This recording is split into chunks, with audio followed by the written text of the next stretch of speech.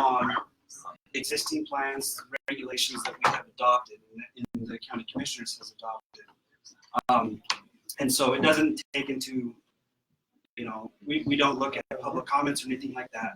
We're data driven. What is in our plans? This is what's written. And that's what I provide as a recommendation to planning and zoning. Planning and zoning then reviews the recommendation from my office and then makes their own recommendation, either based upon that or based upon other information they receive, possibly during the public hearing or whatever. And then they forward it on to you with their recommendation. And then I present their recommendation as well as the analysis that I provided to them originally.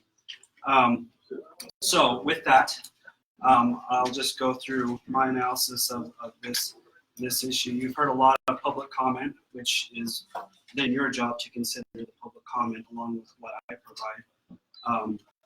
But basically the request here, which was originated by staff due to the zoning change that was being applied for and that went to planning and zoning, is to include the subject property, which is lots 1, 2, 3, 6, 7, and 8 of Block 3 of the Laramie Plains subdivision as a priority growth area 1, which would be changed in maps 3.5 and 310, and then show the property as suburban commercial land use, which is consistent with the characteristics of rural commercial zoning shown on the amended.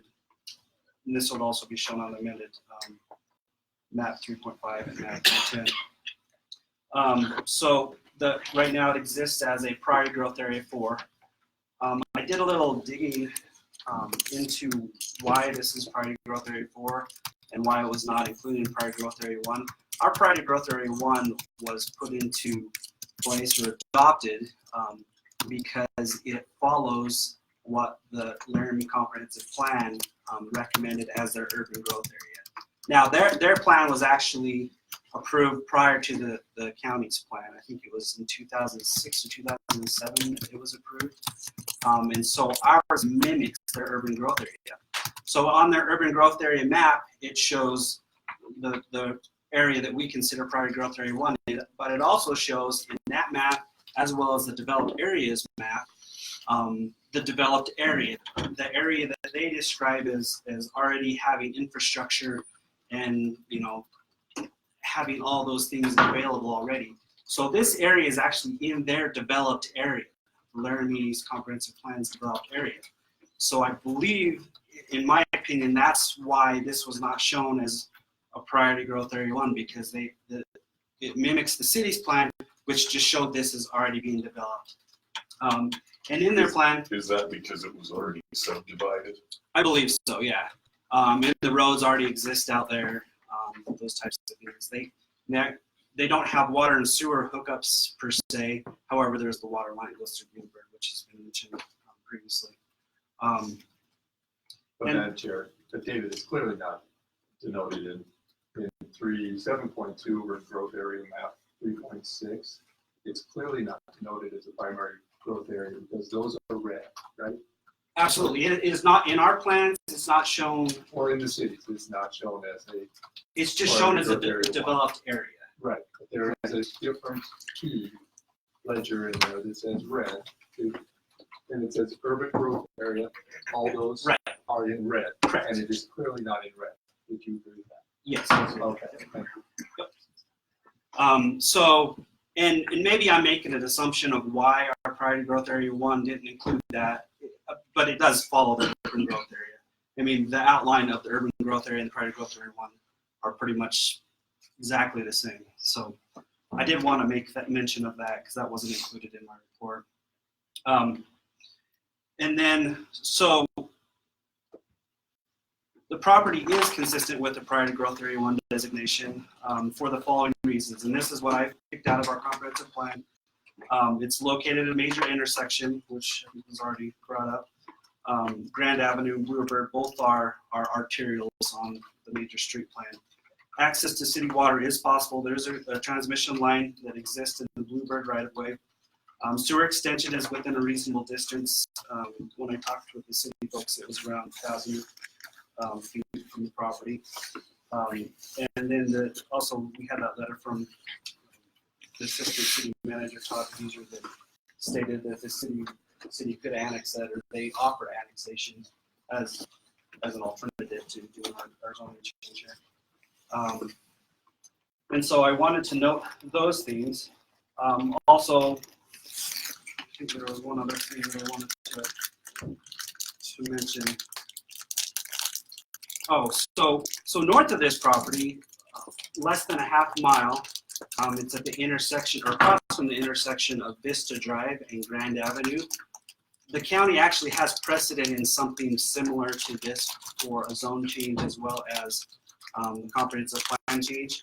Across from that intersection, there was a piece of property that in 2011, the city did a comprehensive plan change for their comp plan and changed this to suburban commercial and included it in the urban growth area. And then in 2014, we approved a zone change for that same property. And this is the property where the White's University Motors used to have cars sitting on. So we approved a zone change. Then in 2015, we provided concurrence for the change that was made to the city's comp plan in 2015. And then in 2017, we approved a number of changes to map 3.5, which is the priority growth area 1 map. And it included this property as well. So that was all changed. It was kind of in a weird way, and probably not orthodox, but that was the history of that property. So, you know, that property is actually completely within the aquifer protection overlay zone, where the property that we're discussing today just has that sliver, that portion of the corner of the property that's in the aquifer protection overlay zone. And so, also with that, I just wanted to mention that when I make my recommendations or I do my analysis, I'm looking at adopted plans. So, you know, whether it should be in or shouldn't be in the Casper Aquifer Protection Overlay Zone, I don't make that decision. That's the decision that is made by the board. And so I included that portion. I mentioned that portion that's that corner that's in the Aquifer Protection Overlay Zone, but I don't include the rest of it in my analysis. So, just to make sure. So, is there any questions for me on this? Madam Chair, I do. So priority growth area 4 talks about wildlife habitat and sensitive lands. It's a high priority in priority growth area 4. Is an aquifer sensitive land? Yes, absolutely. In chapter 3 of the comprehensive plan, there's a land sensitivity section there, and it does note aquifer recharge areas as being sensitive. So that would be sensitive. That portion that we consider in aquifer protection of those zones is considered sensitive. Yes. Can you think of a higher sensitive designation land in this county? Can you think of something that is more sensitive than the aquifer protection zone? Probably not. I mean, our water is really important. So. I agree with you. And so if new information comes to light, which did come to light, right, with the SSI for the Tumbleweed, what is your responsibility to advise the Planning and Zoning Commission and also this body about that information?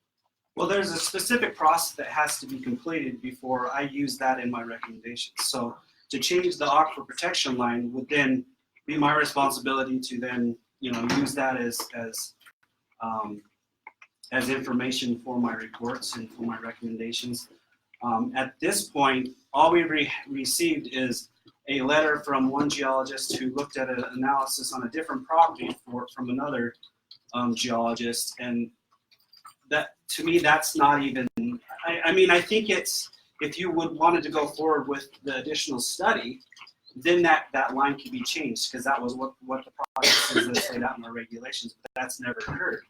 And so once the county does that gathers that information and it goes through Planning and Zoning, the Board of County Commissioners, and is adopted, then I would use that as, but at this point, I think it's just, I don't know. I don't know how to use that information because, I mean, this board denied the opportunity to go forward with the studies.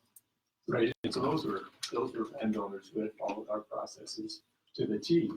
Right. And then this commission, just to give a little background, sent that to the Planning and Zoning Commission, who chose not to hear it. We had the ability to do a step we chose not to do. But in that regulation, it says shall hold a public hearing for this board. Now, this board has not held that public hearing, nor has it scheduled that public hearing. And that's not my decision. Right, it's not your decision, but it's this board's decision. Correct. And there's no gray area about that decision. It says shall. Shall is a shall, right? There's no gray. You have to. I mean, there's other interpretations of that paragraph, but Why would we hold a public hearing on an item that's not before the board? We shall when it's an action item, but when it's not an action item, there's no shall. It only relates to, there's a legal process how the items go. So if it's not an action item, then there's no shall, only public hearing. Well, I guess we should have changed that paragraph because it doesn't say any of that before shall. And there is an action item, right? There is the determination of the boundary of the western aquifer, the western boundary of the aquifer. That's a shall, right? That's an action item. Now, But it was never an action item. so anyway, so there are people that follow the process that we have in our regulation. yes, This board, absolutely. and this board chose not to. When we brought that finish forward, they process. followed that. I'm also looking on comprehensive plan. We talked about the urban growth areas, and I just want to reiterate. On map 3-6, on page 18, map 7.2, urban growth areas for the city of Laramie. Urban growth areas are in red. This area is not in red. Correct. Right, and that was part of the basis of the staff analysis. This was in, I didn't say it was in the urban growth area. also in 3-5, which is our map, the comprehensive map. There's an opportunity to list that as suburban residential. It's not listed as suburban commercial. In fact, that area is not listed at all, so it has to be assumed that it's priority growth area 4, right? Because if it's not 1, 2, or 3, then it's priority growth area 4. I would agree with that. Okay, so it is priority growth area 4 as it exists today. That's my interpretation as well. Yes. Okay, and it's near a sensitive area of aquifer protection zone. So let me read that again. Wild habitat and sensitive lands is a higher priority in priority growth 4. Okay, perfect. So then, if we change it to priority growth 1, the intent, excuse me, got old all of a sudden. The intent for properties in priority growth area 1 to develop to city densities and standards, annex or eventually annex to the city of Laramie. You would agree with that? Now, you use the city letter saying that they would annex. They proposed that that as an alternative to zoning change. Right, and they're dead set against us changing this from the letter that I read, right? This was, if you don't change the zoning, we'll propose an annex. Right? That's how I read it. Okay. But then that doesn't make much sense to that surrounding residential area. Right? So it seemed that I took away from the council last time that he would propose that that whole area be priority growth area 1. I would agree that that's a consistent use of priority growth area 1. Don't agree that it should change to that. Right. But if that is a priority growth area 1, what would make the rest of it not priority growth area 1? Nothing really. And really what I think it should be is shown as a developed area and not be in a priority growth area because of the existing subdivision and the buildings that's already occurred out there. Because it's not an But that's undeveloped not area. right, and there's no developed area defined in our comprehensive plan. There's just priority area, growth areas 1, 2, and 3, and 4. Right. And so I like to do a lot of things, but the law allows us only those choices, right? That's the policy. Yeah. Yes. And so I think that it's fair to say to those folks that are nearby, if it's priority growth area 1, this is to develop the city density standards annexed or eventually annexed to the city of Laramie. So those standards are a lot denser than small lot residential, is that correct? The urban, or what, the city standards? Yep. Oh yeah, absolutely. The city standards, I mean, with if they had water and sewer, I mean, they could have apartments, they could put, you know, yes, density would be a lot. It would be much more dense, or could be much more dense. And so it changes the characteristic of that neighborhood. It's a fair statement, I think. Yeah. And so did we consider their property that goes back nearly 50 years in testimony this morning, and covenants that cover that area, right? Those are legal covenants. Did you ask ever the petitioner to change the legal covenants to go down that route? That's a community thing to do. That's a neighborly thing to do, right? I did let them know about the covenants that exist. However, covenants are a private agreement and not part of this process.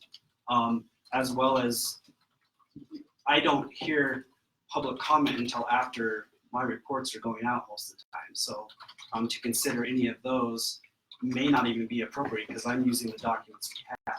So. Right, and I don't disagree that it might not be appropriate for you. I'm just stating what's beyond this, right? Right. So is it fair to assume that if that goes to priority growth area 1, that at some point in the future, contiguous land to that would be able to be petitioned for priority growth area 1? Absolutely. Right, and the precedent would be set, so it would be very difficult to say no to that next person in priority growth area 1. Yeah, I would agree with that. And that could continue until that whole area was priority growth area 1. So this is a monumental decision, right? Because this doesn't just mean for this area. This has impacts to all the contiguous areas. Okay, and so then we also discussed that pattern of development, that it's consistent with the pattern development. We talked about this last time. There are 3 entities nearby that are commercial. There are 9 entities that are not commercial. Right. In fact, those land areas are not even close, right? 25% is not consistent in my mind. I think you'd have to have 51% to be consistent or more. So I disagree with that part of it too. And so for me, there is plenty of gray here. We don't know where the western boundary is. We just had a site-specific investigation done in April of last year. It says 61 feet. We know the APAS, it needs to be 75 feet or more protection for the aquifer. And that's right across the street. We're talking not miles or half miles. It's feet, yards away, right? So there's that. Priority growth area 4, sensitive areas. The APAS is a sensitive area. This priority growth area changes the nature of the neighborhood, and that could be ready to be annexed to the city or prepared for annex to the city as per our comprehensive plan. Am I missing something to make me want to move from my position as you're going to sense that I don't intend to support priority growth area 4 to priority growth area 1? What am I missing? You know, like I said, my analysis is based on the plans that we have. You know, commercial is not something that can't be done in the aquifer protection area either. I mean, we've seen that because we've changed the zoning in the aquifer protection area to a commercial zone. And honestly, depending on the use, it might be better than having 6 residential lots where there's houses on those lots. The other thing is you know, commercial is desirable on these major streets, where, especially right down Grand, that's really desirable for commercial type businesses. And you know, I mean, those are just my thoughts and my analysis. I mean, obviously you have to weigh those with the public and what we've heard from them, and your thoughts and feelings as well. But so probably no, I don't think I can change your mind. No, I just want to know what I'm missing. And so if that aquifer protection boundary moved to cover 50% of that property, let's say, would you still recommend priority growth area 1 or priority growth area 4? I don't know. That would be something to consider for sure. Because we do want to make sure that we're. Well, sure you would, and the reason is because commercial uses aren't prohibited on the aquifer. They just have a different set of rules they have to follow. Right, but I do, we do take that into consideration. Because we consider that a vulnerable area where there's aquifer protection, so. Except But- that in the aquifer rules, it's prescribed what a person has to do Right, if they're in the aquifer protection overlay. It doesn't preclude commercial zoning. right. And really what I would do and wouldn't do right now, I don't know if that's, or it's Right. needed, so I don't know. Well, you're a professional, right? I mean, like, Right, you know much more about this than I do, right? And Right. I'm leaning on you to help on the advice, right? I don't want or to. water is super important to us, so that would definitely weigh into my decision. And so this commercial is My much, recommendation. much different than commercial in the aquifer protection zone, because in this commercial, you could have a gas station, correct? Correct. In the aquifer protection zone, you could not. Correct. Right. In this commercial, you could have a dry cleaner, correct? Correct. Yeah, in aquifer protection, you cannot. Correct. Right. The tanning, right? Can in this one, cannot in the aquifer protection overlay zone. So it is different, right? Just because they're both commercial, they are different. There, I think it'd be more tenable if that was a consideration, commercial in the aquifer overlay protection zone, right? But that's not before us. Before us is priority growth area 4, priority growth area 1. So at least at this point, that next issue will be before us. Yeah. Right. I'm finished. Thanks. Gotcha. Yes. Can you explain the purpose of the neighborhood conservation overlay zone? yes, I was going to do that. So the neighborhood conservation overlay zone is simply a zone to prevent grandfathered lots and structures. When we originally did the comprehensive plan, we were well, not the comprehensive plan, but the zoning. There were some comments that came forward about, well, we want to be able to just continue to do what we're doing. We don't want this to impact us when it comes to zoning and those types of things. And so the neighborhood conservation zone is basically an idea to allow for just to leave the zoning as it was. Mostly setbacks, that's what it really impacts, is setbacks. So for It was example, to avoid creating a bunch of non-conforming Right. properties. absolutely, Like Centennial's been there for 100 and whatever years. Right. And the lots are tiny, and if you create a 50-foot setback, like Yeah. the new rules did, you create the entire Centennial would be non-conforming. right. It was just built to a different standard. Or if somebody had, so they're on a lot, and we've got now we have setbacks. You have a house and they want to do a little addition. Well, maybe their house is already closer than the setback, and now they can't do the addition like they want to, or they have to go through a variance process. Really, it avoids going through a variance to do some of the things that you should just be able to do because they exist. It preserves the neighborhood as the Yes. in the rules that applied at the time the neighborhood was created. Yep. Because the changes would make that neighborhood totally non-conforming. Right. So it's more about preserving the rights in that place rather than eliminating rights in that place. Right. And that was used for mostly the smaller lots in the county. I mean, anything that was over 5 acres, we didn't. But, there's lots that are 1 acre or less, which wouldn't really be allowed now. And where they place their buildings on the property, they might have a limited area to do other things, and so that's. Yeah, 50-foot setback on some lot sizes would make it unbuildable. Right.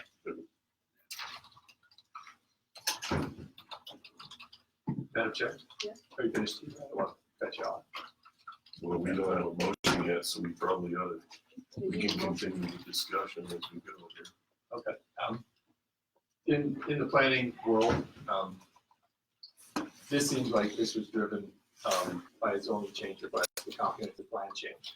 Would that be a reasonable assertion by me that this priority growth, Yes. growth one was driven by a zoning change request. That's absolutely. Is that how it's normally done? We don't have a process that's written down. There's nothing in our regulations that says we have to make this change. The only thing in our regulations and why this was recommended at all is because this is an area, or there is the one specific thing in the application for a zoning change that says that we need to look at the comprehensive plan and make sure that that's all good. So now in the planning world, I think it's probably done all sorts of different ways. I mean, some places don't have zoning, some places don't really have plans. I think Wyoming's supposed to have a plan. I think we're all required to have a plan, but how close we follow those isn't a statutory requirement. So Yeah, so I'm just pulling up the comprehensive plan. We had this discussion before, but comprehensive plan seems to me to be the visionary document, and the zoning flows from that visionary document. Well, in this case, the a little flows, it's backwards, right? And it says, therefore, there are many reasons, this is the beginning, the introduction of the planning, Trotwood County, including derive the future of our own, choosing the shared vision based on community values, to maximize the benefits of growth while minimizing the undesired consequences, to protect quality of life, to protect Alvin County's unique identity, our sense of place, and on and on and on.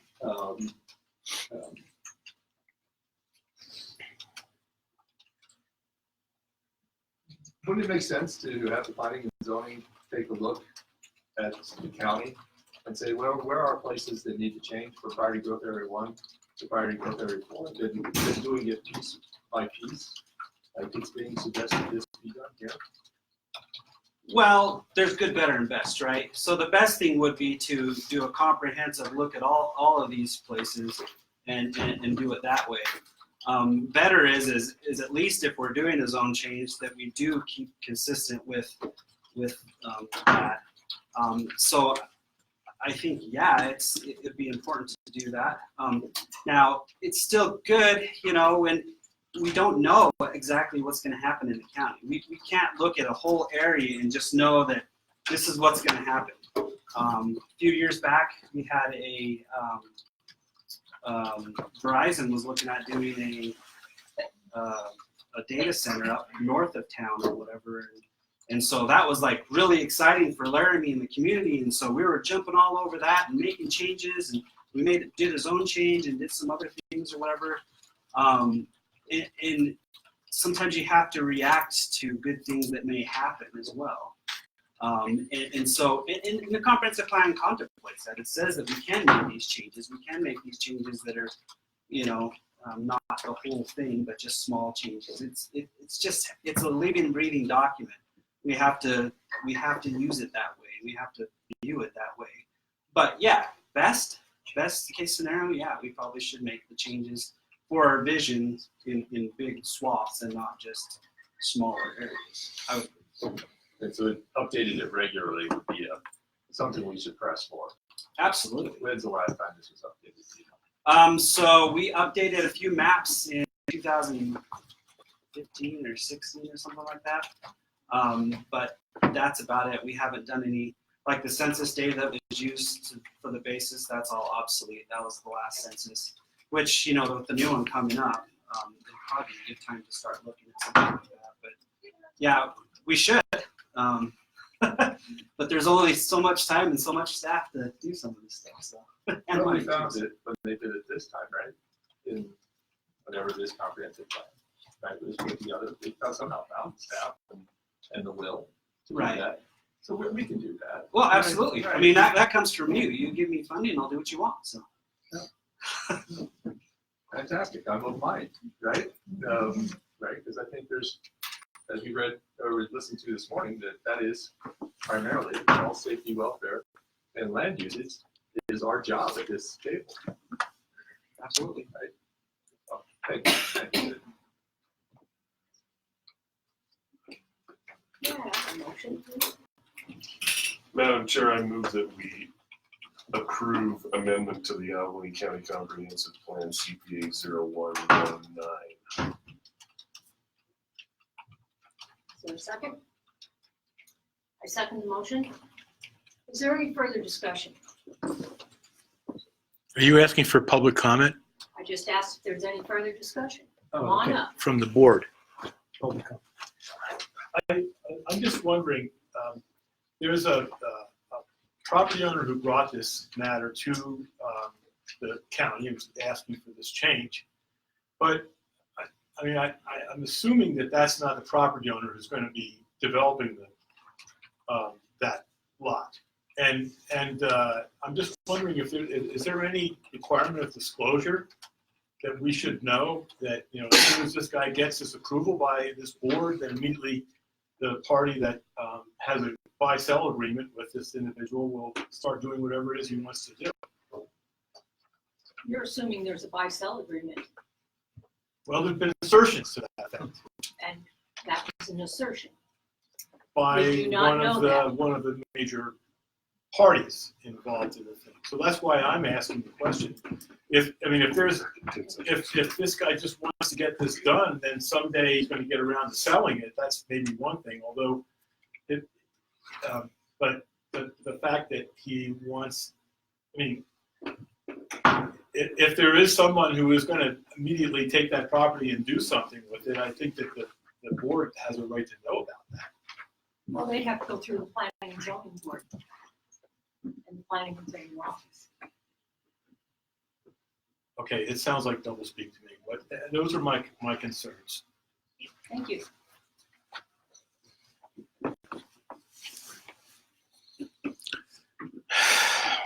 Thank you, Madam Chair, for accepting another round of comments. I guess I want to follow up on the discussion about the neighborhood conservation overlay zone. And David, I apologize if I'm not getting this right, but what I hear you all discussing is the part of the neighborhood conservation overlay zone that has to do with structural use and like how setbacks, buildings and things like that. But I feel like you're ignoring section 3C, which is land uses. It has nothing to do about setback. It has nothing to do about auxiliary buildings. It has nothing to do about what color you paint it, what roof is allowed in the neighborhood. It has to do with land uses. And when I look at this, it would say to me, I'll quote from the statute or from your zoning resolution, land uses shall conform to those allowed and conditionally permitted in the underlying zone designation. See land use table. When I go to the land use table, table 4.1 of the zoning resolution, you will find there are 8 uses allowed by right, 17 uses requiring a conditional permit. The NCOZ protects this area from land use changing as another way to preserve the character of the neighborhood, not just that you already had certain setbacks between wells and septic or setbacks from the street. You're saying that the land use shall conform, and that's to the small lot residential. So I believe the land use section of the NCOZ would prohibit you from changing this. Can I just get an explanation why I'm wrong, Peggy? Can anybody explain why I'm wrong? I've heard about the building size, but I don't get why the land use isn't as protected as any of these other features of the neighborhood. The purpose is only to eliminate creating grandfathered uses or non-conforming uses. Same thing, but that's the only. If you look at the purpose is just to allow residents to continue to do what they are doing without those setback Without requirements, being non-conforming. without being It doesn't non-conforming. limit Right, zoning changes. right. So it's not. It's really only, the neighborhood conservation overlay is only to avoid creating vast swaths of non-conforming land where if anybody wants to do something, they have to apply for a conditional use. Then they get to use the regulations in place at the time it was subdivided, and this piece of property was subdivided before the county, before this change happened in 1997, someday in August in 1997. It was subdivided, 30 years before that or something. What it does is the neighborhood conservation overlay makes it so the landowner does not have to apply for a conditional use to do something on it. So specifically from the regulations, the purpose of the neighborhood conservation overlay zone is to avoid creating non-conforming structures and lots for platted properties in existence prior to the adoption of the Albany County zoning resolution in 1997. It's stated right there, Yes. exactly what the purpose is. Yeah, so I'm glad you read that, because let's say this gets to be commercial, right? And as it exists today, that could be a dry cleaner. And then the aquifer protection boundary to the west moves over the top of that property. What would that dry cleaner be? Would it be a grandfathered use? Correct. It'll be a non-conforming grandfathered use. Correct. And then the NCOZ wants to avoid that prospect. Is that correct? That's what I heard. Well, it's talking about avoiding grandfathered uses or land or whatever before 1997. It has a specific date, but that's what we're looking at. Oh, but it's fine to do it now. You To- argue to make- your new regulations will help you. But it's fine to make a grandfathering non-conforming use now. It's only 1997 that was useful. That's what this neighborhood conservation overlay zone specifically. So that part of the document is dead. It's not living like the rest of the document. Oh, it is. It's still, I mean, people are still building on their properties. They're still putting up sheds. They're still doing additions in this that they're protected by this. What legal reason do we have to apply APOZ rules to a piece of property that's not in the APOZ? Well, we can't. Right. What legal rules do we have to move a priority growth area from priority growth area 4 to priority growth area 1?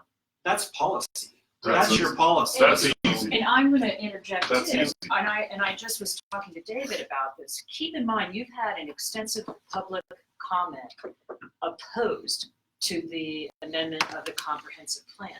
Subsequent to this decision you're going to make, a policy decision, is going to come a zoning decision on a piece of property. So these are two separate animals. And you're going to have findings of fact and conclusions of law. And I'm putting that out there that you're about to, if I see the direction you're about to go to, and I don't know how you're going to vote, but I'm saying you then are going to have to realize that zoning decision can be appealed to district court. And you have extensive public comments right now opposed to it.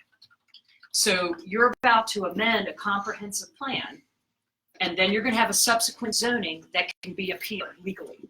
Either way, I on whatever your findings. I and you hear a have an lot of extensive- emotion, and I hear a lot No, of you have a lot of, you have, Councilor Trent, I'm just trying to tell you, Councilor you have Trent. that. I hear a lot of emotion, and a lot of it I agree with. And the commentary, the entirety of it, was devoid of the findings of fact and conclusions of law. The planning and zoning regulations exist to protect the property owner, not the government. The inherent right resides with the property owner, not the government. The point of it is that we have to follow the same rules the property owner does. It's not like, here's a set of rules for the property owner, and then we get to make them up as we go along. At your December 3rd meeting, and I'm just trying to legally put this in legal, not emotion, not policy. And I know that I'm back here being challenged, but I am here to tell you as their attorney, and he can come up here and say what he wants. You've got to realize you've got a zoning issue that's coming subsequent to this. So if you vote to amend that comprehensive plan, you've taken extensive public comment. Now when I come up for the zoning, you're going to hear public comment. You've been provided through December 3rd comments in writing from individuals, and excuse me for not knowing her last name, but she is giving you findings of fact and conclusions of law that are tied directly to what you must find on that zoning. That then puts it out that if you adopt it in regard to that, that is appealable, and they can appeal this to the district court from what your findings are going to be. And so before we move, I just want you to know, potentially this is going to be litigation, if I'm hearing correctly. I think we already knew that. Okay, but what I'm trying to advise you as an attorney, looking at this, you've had public comments that go to some of your findings of fact and conclusions of law that are going to become discussion points up with the district court. And I'm making you aware of that because I'm hearing it loud and clear. And I am advising you that there are concerns right now as you make your policy decisions that are going to factor into the subsequent, not this, but the subsequent findings for the zoning. The reason for that is that the comprehensive plan is a guidance document. Correct. I'm just telling you that, so you're well aware The when you make suggestion. this decision, your next then's going to come if I understand what you're doing, because they're tied together. And you're gonna, I'm just assuming if you vote to amend that comprehensive plan, then you're gonna have the zoning, and then we're gonna have litigation. And this isn't covered by our liability pool. This will be my office representing you, bringing, if this gets brought up and appealed by any outside person who has standing, who do have standing at this point, it will be litigation. So when threats of litigation are real, I'm just throwing it out because I've heard enough through comments and written, there are issues here. And it isn't just emotional, it's going to your findings of fact. Now, correct me if I'm wrong, have you heard this name? He doesn't want to get involved in this. He's above his pay grade.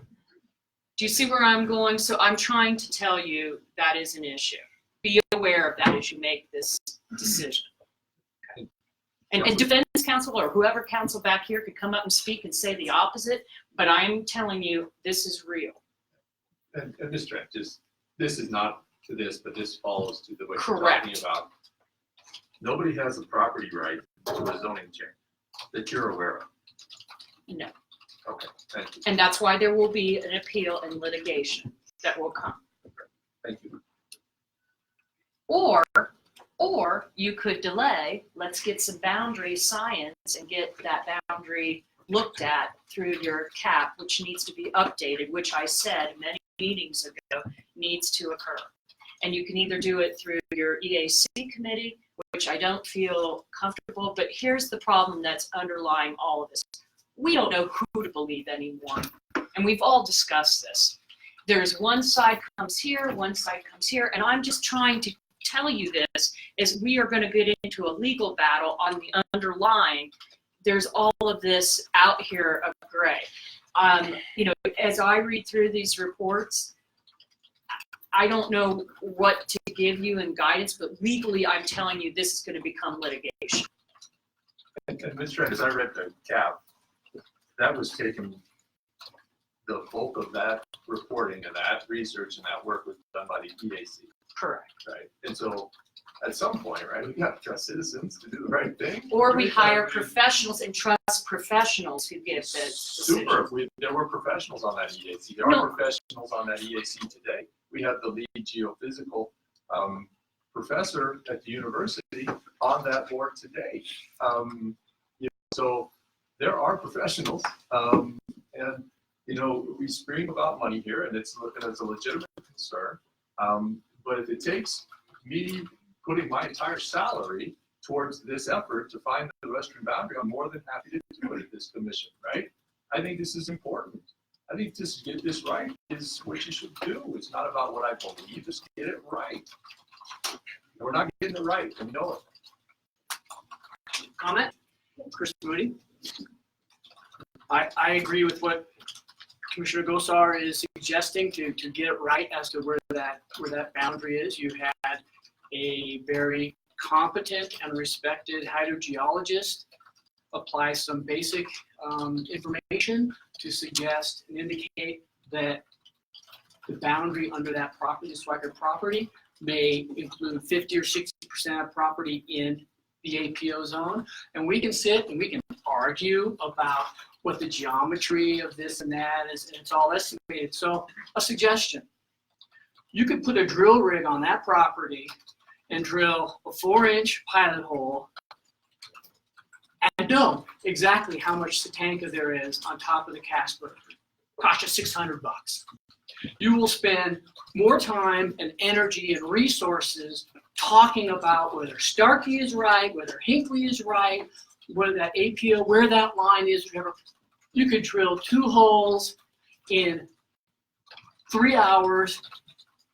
Question answered. You'll know exactly how much the tank is on that property, and you will know where that boundary line should be, and you could tell your landowner how much of this property is or isn't in the APO zone based on statements of fact. Real simple. It doesn't have to be complicated. Thank you. If you did that, Mr. Moody, you'd be trespassing. You'd have to get permission. Right. You bet. I mean, because there would have to be the desire to know the truth. And which is really problematic. Which is really problematic. I don't have any problem asking someone to do So that, that's just, but I don't have the ability to make them. okay, so then, if you don't have the legal ability or authority, you don't think you're gonna get permission to trespass and drill those wells, then you should, if you care, in my opinion, if you care about aquifer protection, you would consider what Mr. Hinckley provided to you as a modification of where that line may be on that property, based on information provided in the SSI across the street. So you would open your mind to the other options that are speculative because nobody wants to drill. And you would have, so the fact that the planning and zoning and this body did not approve a technical presentation of the information and a compare and contrast and look at it and just go, well, we don't know who to believe. Well, that's just not doing a standard of care. That's not due diligence in my mind. You would consider that exercise and consider the information and make a decision as to what information seems to be the most reasonable. But it sure would be nice to drill a hole and verify it if you could. But you just say, well, it's just this corner because that's where the boundary is. When a competent person says, well, it may be different, I think is negligence. So, any other questions? Thank you. If I could make another comment to the motion. I heard you say that it's the duty of the county commission to protect the rights of property owners. And I don't think I elected you, or I voted for the county commission to protect the rights of property owners specifically. The two of you live outside the city, I believe. There are 30,000 people who live inside the city, and you represent those people as well. And we have a right to have clean drinking water. You have a responsibility to protect that right. If this property were inside the city limits, we wouldn't be here today. This wouldn't be happening. But because of this rural mindset, and protecting the rights of property owners, which, that's a valuable or relevant thing. But that's where you're going. And I think if you get this gentleman to come forward and tell you exactly what is going to happen to this property after it gets sold, I think he already knows. Maybe you could ask him to disclose that. I'm glad you brought that up. There was a lot of discussion today about where the city gets water, and none of it is down gradient from that piece of property. The water is produced at the Soldier Springs well, which is miles and miles away, the Spur well, which is miles and miles away, and also the Pope Springs well, which is miles and miles away. And do they draw it from the Casper Aquifer, though? They don't use the term, there's not cross communication miles and miles away. Also, the Turner wells aren't used to produce domestic water because it's not fit for that. It just runs down Spring Creek. You're wrong. Is there more? You're wrong. Sorry. Madam Chair, are there more aquifers or are there one? I mean, There's 5 layers, 5 different layers, and it's compartmentalized like a tackle box. Water doesn't run north to south 5 miles. It doesn't. I've been studying this for 20 years. And you're wrong. I'm not. I am not. And this discussion has been absolutely hyperbolic. What I learned is that we're the same as New Delhi, Mexico City, Flint, Michigan, that the developer is an evil corporate robber baron who wants to steal from everybody and ruin our community just because he wants to make $100 grand. You're getting And- emotional. Yes, I am. I absolutely am. I sat here for an hour and a half and listened to absolute hyperbole. At least if It's your somebody's job. gonna- If at least It's your if job somebody's to gonna- listen to hyperbole. At least if somebody is going to discuss, they could discuss it in a reasonable manner. So what I'll tell you that I know is there is some risk on the aquifer. The discussion here is that it's all encompassing, and that if you fart on there, it's going to pollute the water. You know, we need to issue licenses to the antelope to run through there and poop out there. The discussion on this has been absolutely hyperbolic. There is some risk there.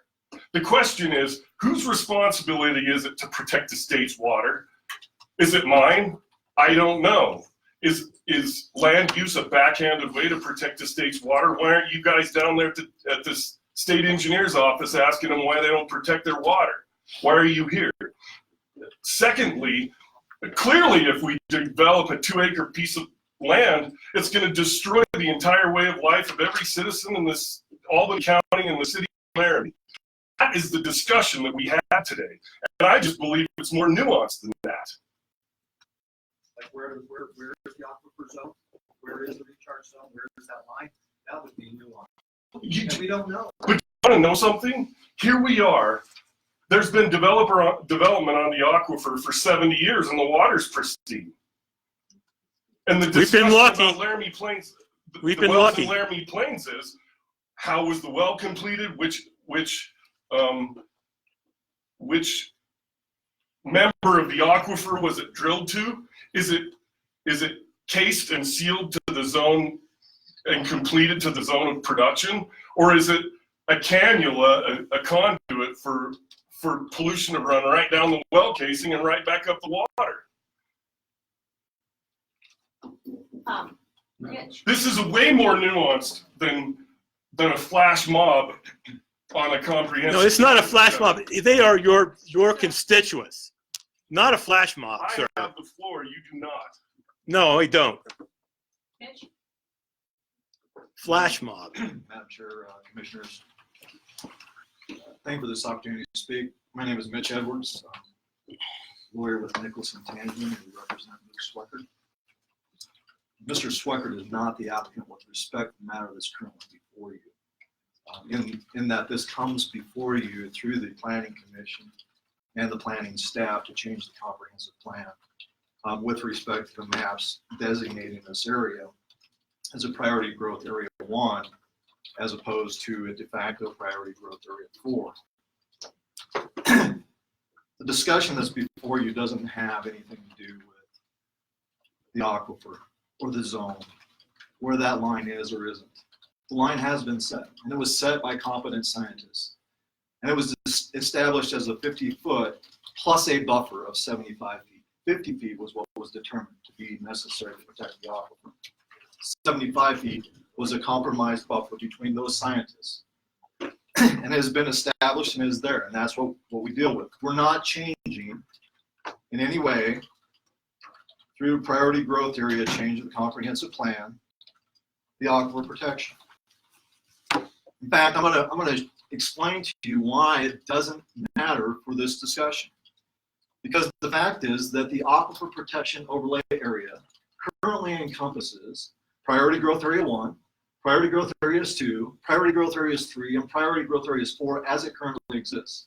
Within the city limits, it also includes, within that boundary, the urban growth area for the city of Laramie and already developed areas for the city of Laramie.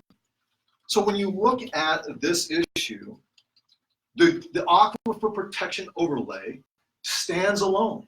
And the issue of whether somebody wants to move that boundary or not move that boundary is not what drives the priority growth area designations. What drives the priority growth area designations is the description with respect to its vicinity to the city of Laramie, to services of the county, and areas where we have described as high efficiency for growth of this community. And that comes straight out of your comprehensive plan. Now, when we talk about land sensitivities, and Mr. Gosar brought that up, there is actually a land sensitivities map.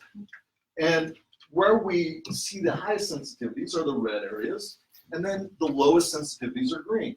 I want to point out here, your comprehensive plan shows that this area is green, the lowest of sensitivities for the land sensitivity.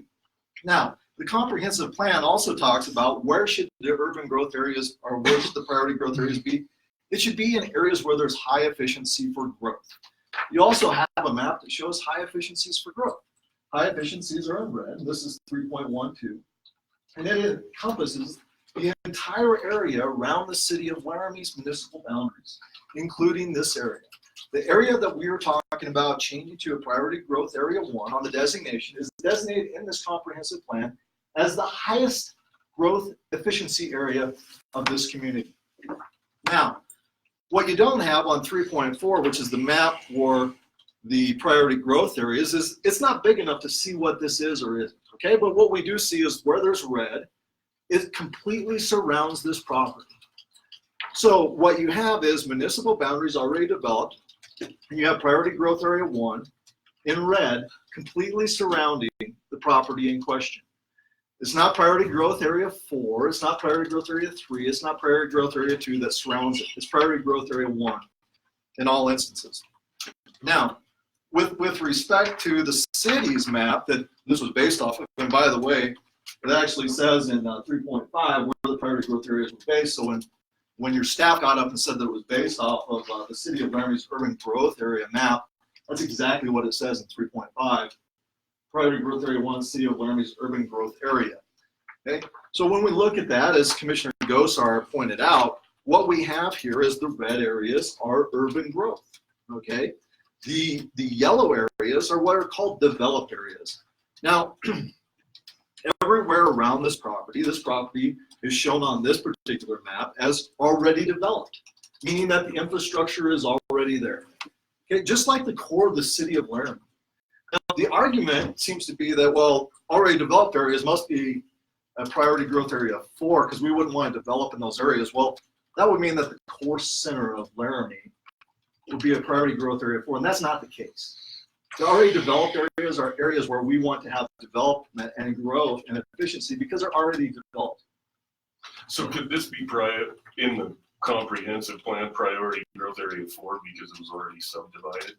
It could be already developed, which means that it's not Right, a it's priority already- growth area Right. at all, which is what it is. Wouldn't It's have not it wouldn't have a designation because it was subdivided, it was developed. That's right. Subdivided is code for developed 50 Correct. or 60 years ago. And that's why it's not in a priority growth area. It's a de facto to say it's full. Because it's already developed, it's not in a growth area, it's already done.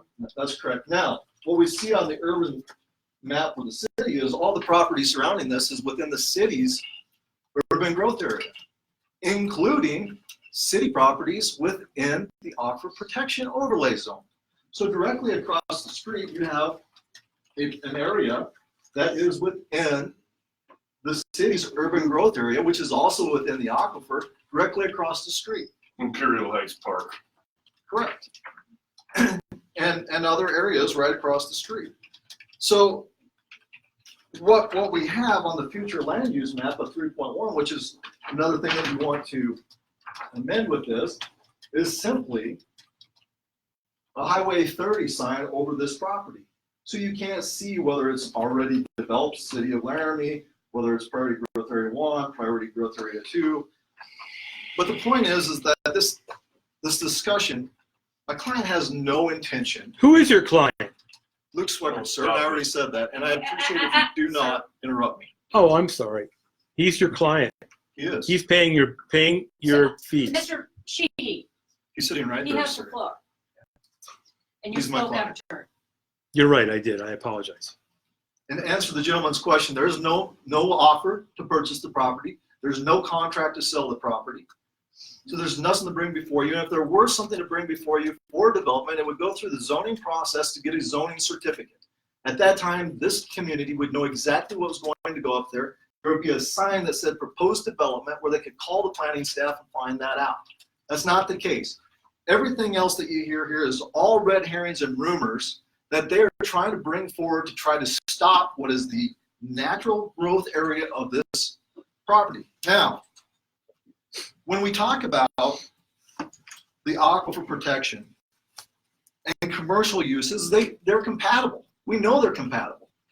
There's a ton of commercial properties within the aquifer protection overlay zone. So the aquifer doesn't have anything to do with whether it's commercial or not commercial. It's an overlay zone. And let's just take a trip down Grand Avenue. Directly across the property, you have commercial. Directly next to the property, you have commercial. On all sides, you have commercial as you go down the street. Within that, what do you have? You have office spaces. You have churches. You have vet clinics. You have nurseries. You have hotels. You have Premier Bone and Joint. And you know what's interesting to me? Commissioner Gosar are not one of these people that are complaining today that if you develop a commercial property that is going to pollute the aquifer, none of them showed up to protest Premier Bone and Joint expanding their facilities in the aquifer protection overlay area. Why? Because commercial doesn't necessarily lead to the conclusion that you're going to pollute our water and kill us. They don't do that in the county, in the city ever. The city has a whole bunch of non-conforming uses in their aquifer overlay, car dealerships, and when the expansions happen, nobody shows up to beat up the city council. Nobody.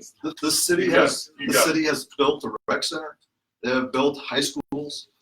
They have sold their property to build commercial office spaces. They even tried to exempt themselves from their own aquifer protection rules to get Spradley Bar in an area where it didn't belong. Now, Chair, I'd like to redirect this conversation, No. not to what I do or what everybody does, Mr.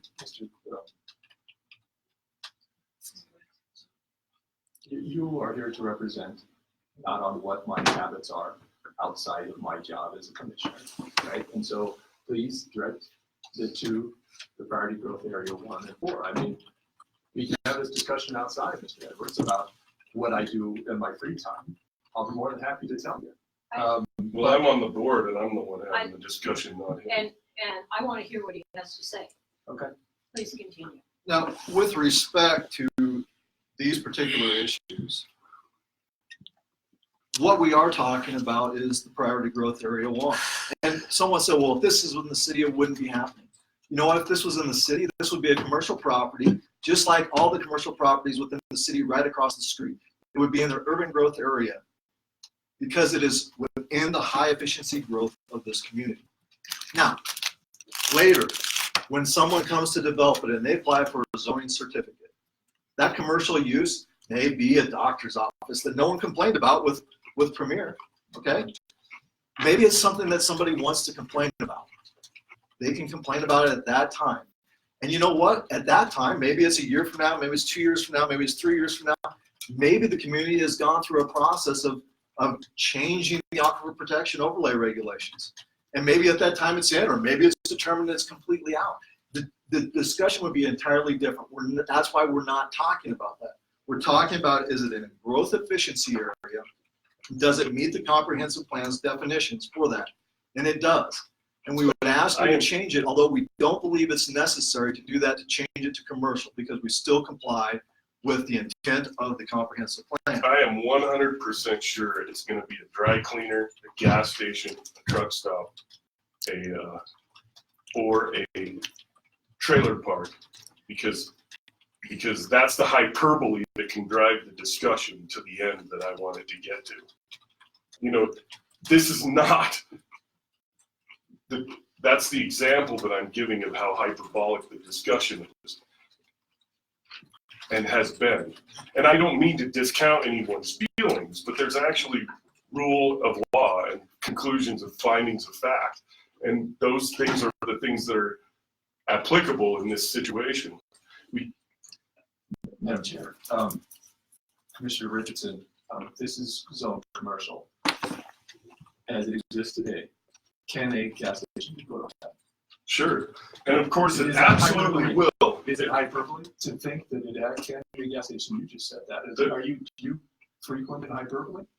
No, Okay, so can it be a dry cleaner? it could. Once again, you don't frequent in hyperbole, so how could that be I'd hyperbole? like to correct that because there's a lot of stuff going on here, and part of this is in the APOZ, and so, no, the answer to that is depends on where it's located and what it is. So, There's a 5% corner on that piece of property that is prohibited for that use. We can't apply a legal standard that doesn't exist for that piece of property. And this body chose not to find out where that western boundary goes. It chose not to. It is Actually, we do regulation. know where the western boundary is right now. Madam Chair, with all due respect, we have a process that is outlined in our regulation. We followed it up to the point where it said you may drill a well. We may do that, but this commission voted to not do that because money was the problem, as I remember the conversation. And then we voted not to hold a public meeting that said shall. So when we don't know, because we choose not to know, doesn't mean we don't know because it's unknowable. It means we chose not to. And with regard to you, Mr. Edwards, you would assert that a property next with an APOS on it, for sure, is non-sensitive. Well, up is down and down is up in that discussion. Commercial uses under the Aquifer Protection Zone are much different than they are outside the Aquifer Protection Zone. So by just saying commercial uses is same on the other side of the road and on this side of the road, it's not the case and you know it. It's surrounded on all sides by commercial development. Please tell me, sir, where the commercial development is to the west that is immediately contiguous to this property. And then please tell me, sir, why 9 people are small lot residential and 3 are commercial use, yet that is a standard that you believe allows for this development. You have asserted previously that this entire area should priority growth area 1. Well, if that's what we're to do, then let's just do that. And let's talk to Ms. Moats and Mr. Brock and all those people who live there who didn't produce hyperbole testimony, who've been there for nearly 50 years, and tell them that's what we assert.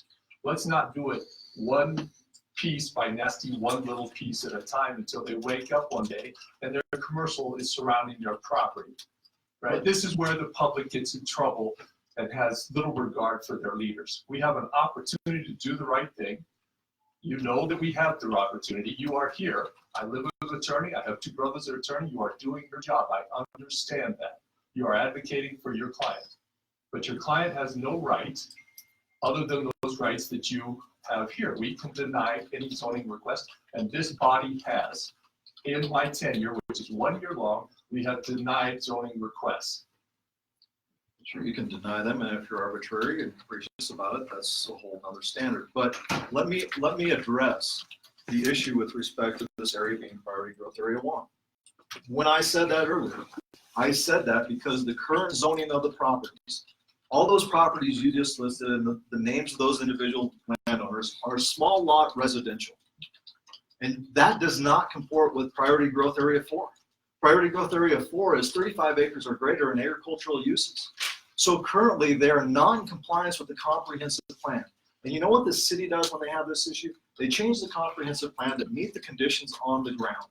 And so for this to be developed as a housing subdivision with the zoning that it currently has, that includes small lot residential, commercial, those are priority growth area 1 issues. We had this issue come up before where we wanted to change a priority growth area 4 to a priority growth area 3 in the county so that they could change a situation where there was they wanted to make a smaller lot out by Woods Landing. Okay? And this commission denied that zoning change because it was not in a priority growth area 1, because that's what would be needed, our priority growth area 2, to have a small lot residential zone property. So as we sit here today, I will straight face tell you that yes, the comprehensive plan, if it's determined that it currently is priority growth area 4 for that area, does not comply with the current uses, even for residential uses for those people that have been there for the last 50 years. And have seen change over those last 50 years, including the development of an interstate highway, the development of Walmarts, of hotels, of nurseries, of doctors' offices, and all kinds of other things along that property. And that's why when we look at this issue with what the comprehensive plan says with respect to what are our priority growth areas, they are areas that deal with the growth efficiency and the proximity to services for the community, being police, fire departments, hospitals, utilities, all those things.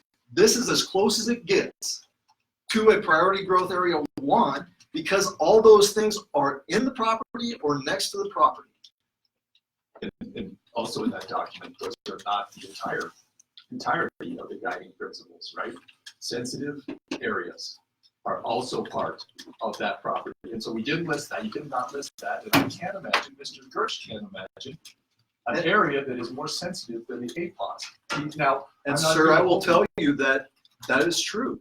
That it, to the extent that property is in the APOZ, that's been determined to be a sensitive area. But when it comes to priority growth areas, we can give you description after description of priority growth area 1 properties that are located within the Aquifer Protection Overlay Zone.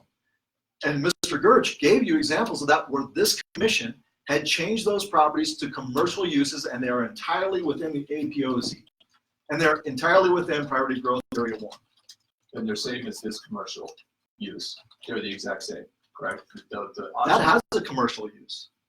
It has, it's a car dealership.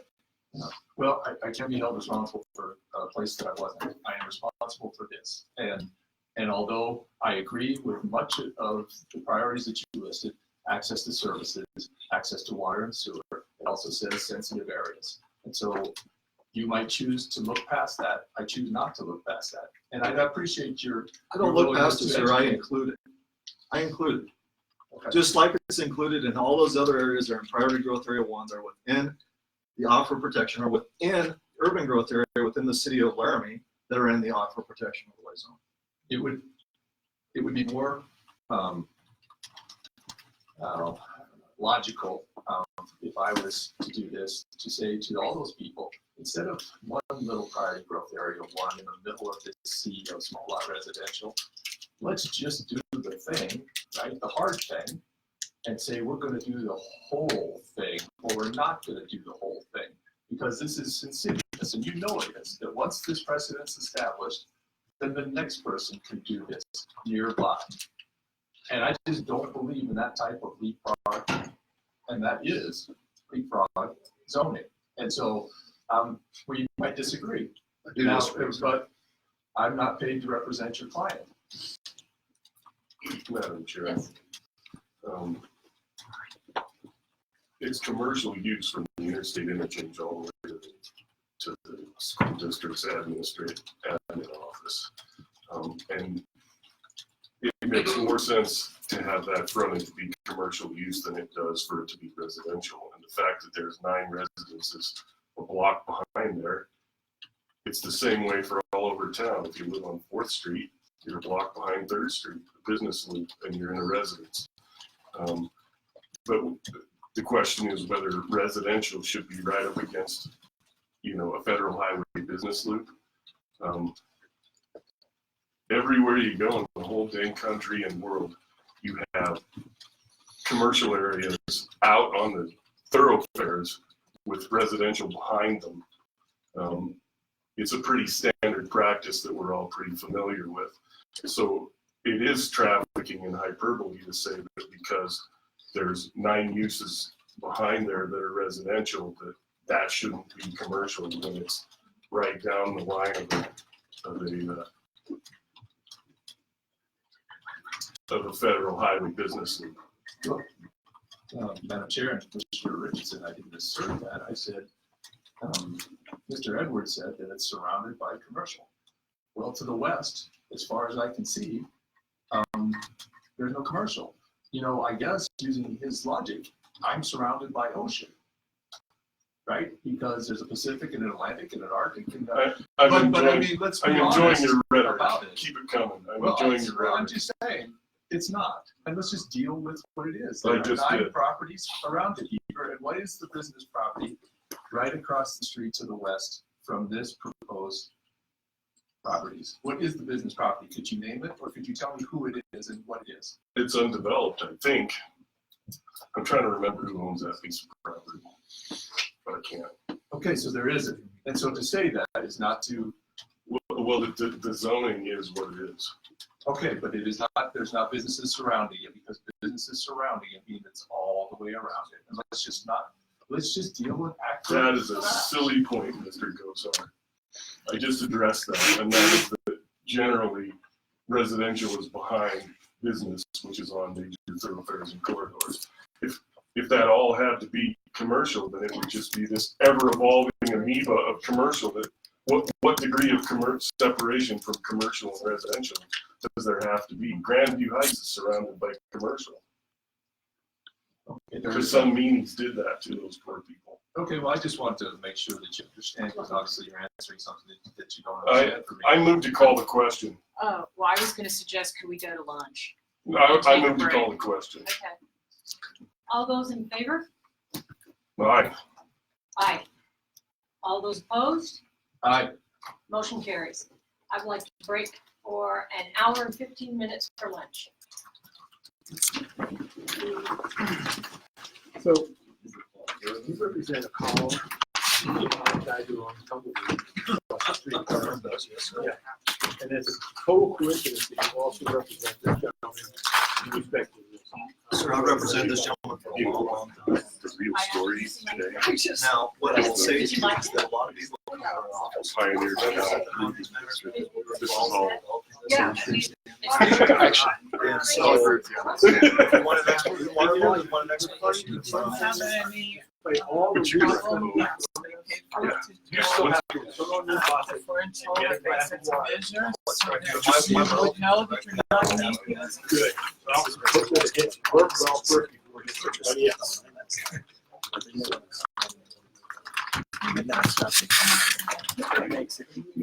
Well, I know, but we can solve it. Yeah. You would-